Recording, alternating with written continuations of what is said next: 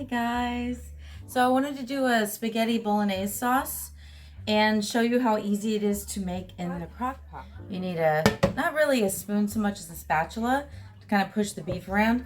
And real quick, I love these. These are star cloths. $6.50 on Amazon. You get like 20 of them and they're pre-cut. I'll send a link in the description. These are so neat for cleaning the kitchen. I love star cloths, but usually they're real thick and big. And you know, you got to cut them up and then they start fraying. So these are pre-cut and the edges are sealed. It's Atlas virgin olive oil.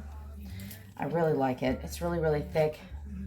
It has a nice smell too. Like the smell, like you can put rosemary and stuff with this. So just enough to kind of drizzle on the pan. A couple of tablespoons. So I got my ground beef. Let's add that. Single gal meals.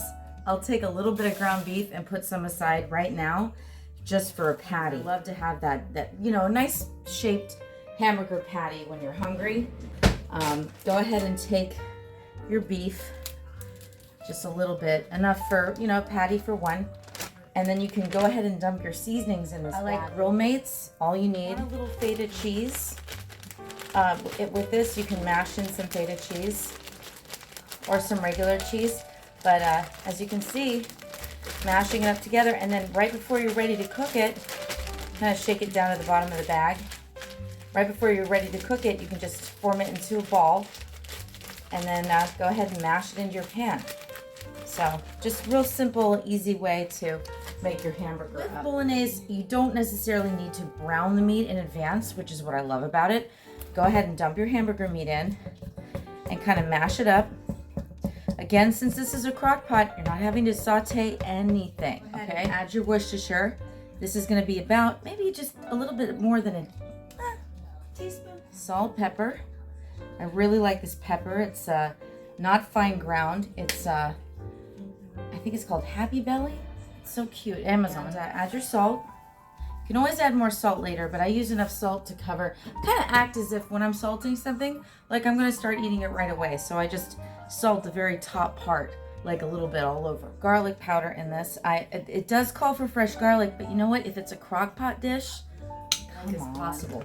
In fact, when I make I'll show you what I do with my onion. This is a little bit of onion powder. Take your onion out and core it. So take the real small pieces. This is an onion I cut in half just to put in my omelet. Take the inside of it and just peel it out.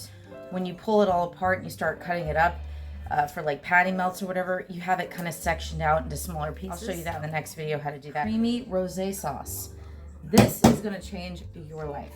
It is so good, so good. Pour that in and then take some filtered water, okay? Close it.